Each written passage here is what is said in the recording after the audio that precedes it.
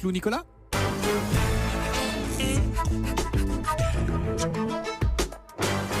C'est presque de l'info, c'est la revue de presque de Canteloup Nicolas.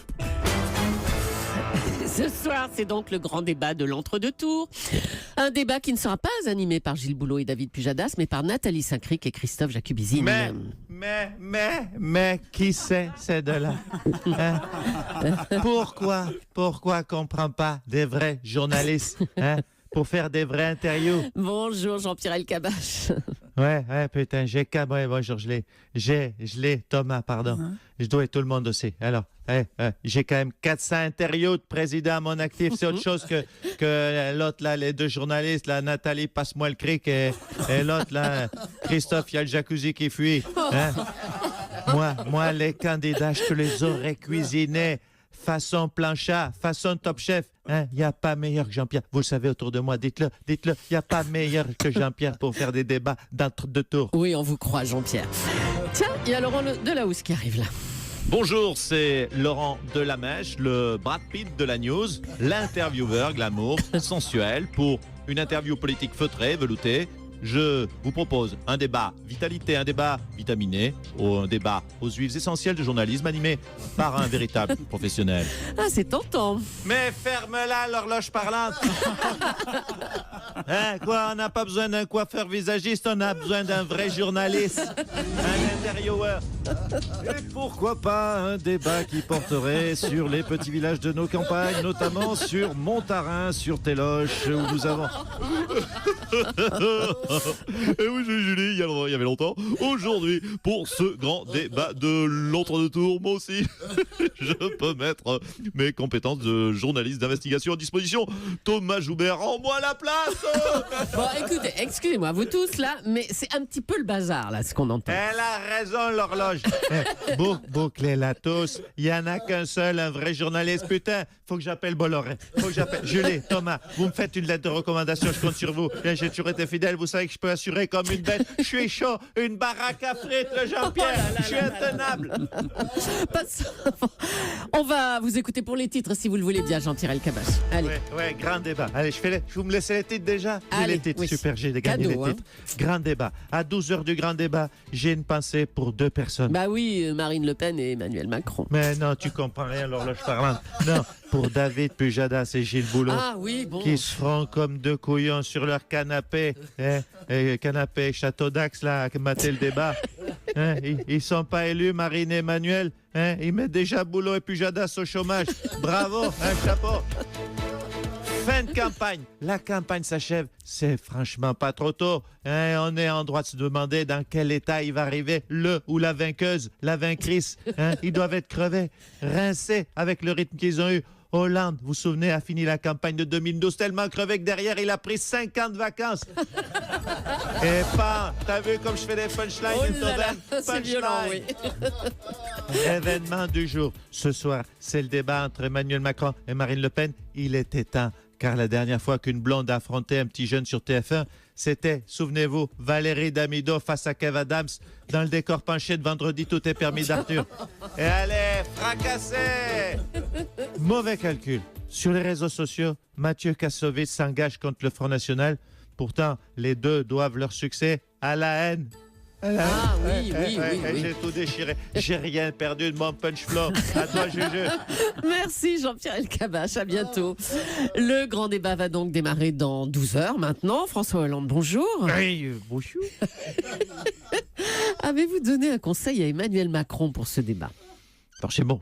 Vous avez bien compris que le gamin est venu voir son mentor. Je lui dis, gamin, oui, car je l'appelle gamin. Gamin, pendant le débat, pense à avoir un coup de bol. Un coup de bol? Oui, moi j'avais eu un coup de bol et ça m'avait beaucoup aidé d'ailleurs. Vous avez eu un coup de bol? Oui, souvenez-vous, ma tirade, moi président. C'était un énorme, c'était pas prévu, c'était pas programmé, non, pas préparé, non, pas du tout. Et je tiens de source sûre, moi président, c'était un énorme coup de bol. Ah bon? C'était absolument pas préparé. En tout cas, c'est devenu une phrase historique. Hein. Ah la vache, vous vous rendez compte, hein, j'ai créé, vous le dites, vous le relayez d'ailleurs, j'ai créé une phrase historique. Hein. C'est fou, j'étais bon à cette époque-là. Hein. Du coup, je peux comprendre que les Français ont l'impression de s'être fait quelque part un petit peu avoir en votant pour moi aujourd'hui. Ah, vous pensez qu'Emmanuel Macron va la trouver, cette phrase, ce soir? Écoutez, j'ai envie de dire aux gamins, À la limite, Emmanuel, il vaut mieux que tu rates ta phrase et que tu réussisses tes 5 ans. Moi, j'ai choisi l'inverse et au final, je regrette.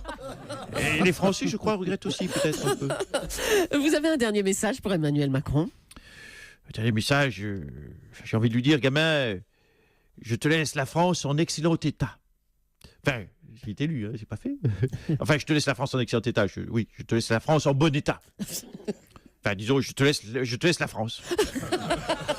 Voilà, par contre, il y aura 2-3 réparations, quelques fuites, mais ça, on verra ça en temps utile au moment de l'état des lieux. C'est ça, merci François Je vous en Hollande. prie. Marine Le Pen est avec nous maintenant. Bonjour Madame Le Pen. Oui, bonjour. Bonjour à tout votre studio, tout votre équipage, car j'aime la voile. Oui, j'aime ma femme.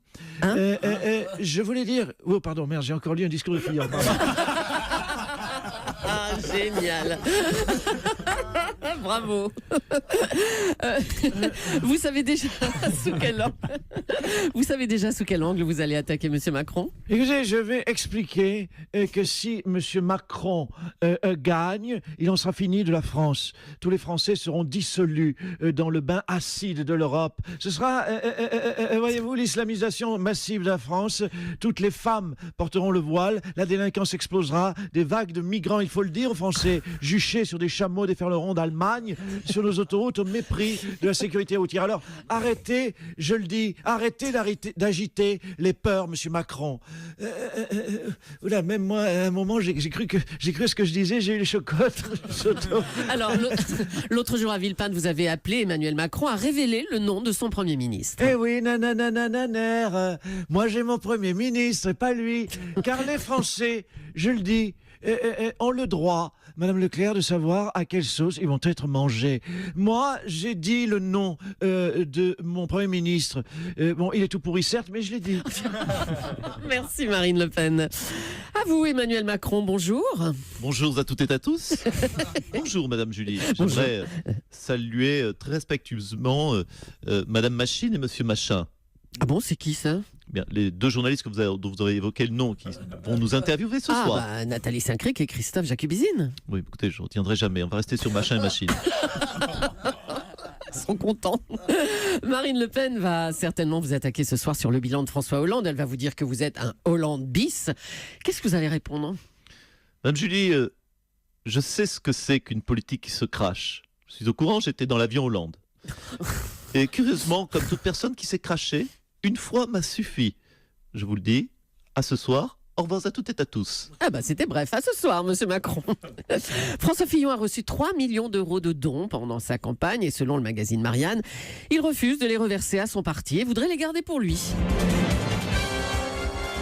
Bonjour à tous, bonjour monsieur Agile, monsieur Thomas, Raphaël, monsieur Chat, tout le monde est là, Thomas Joubert, tout le monde est là. Et vous éclate, bien sûr, je vous oublie. Bonjour à tous et bienvenue pour notre grand jeu. Qui veut rembourser des millions? Aujourd'hui, nous jouons avec un sympathique candidat qui aime sa femme et les sous. C'est François. Bonjour François. J'aime ma femme, oui. Et j'aimerais dire bonjour aux sous parce que j'aime les sous. Alors François, ensemble, tous ensemble, nous allons jouer à qui veut rembourser des millions. Non. Comment ça, non? Si François, c'est le jeu, vous devez rembourser des millions, nous allons jouer à qui veut rembourser des millions. Écoutez, il y a erreur. Moi, j'étais venu jouer à qui veut garder des millions. Enfin, Monsieur Fillon, les dons étaient destinés à aider le parti, pas vous, quand même. Non, mais écoutez, Mme Leclerc, je ne dis pas que je ne comprends pas les arguments du parti. Je trouve même sa requête légitime. Simplement, je préfère, à titre personnel, garder le pognon. Voilà, c'est pas très compliqué à comprendre. Je veux pouvoir me rouler dedans en slip de bain. Je veux pouvoir frotter les billets contre mon torse. Je crois que chacun peut comprendre ce genre de comportement. Tiens. Écoutez, les zinzins, on n'en fera rien. À vous jeudi. Merci et bravo à Nicolas Canteau qu'on retrouvera évidemment demain en direct pour débriefer ce fameux débat que vous pourrez suivre en direct sur Europe 1, soirée spéciale dès 17h et jusqu'à minuit.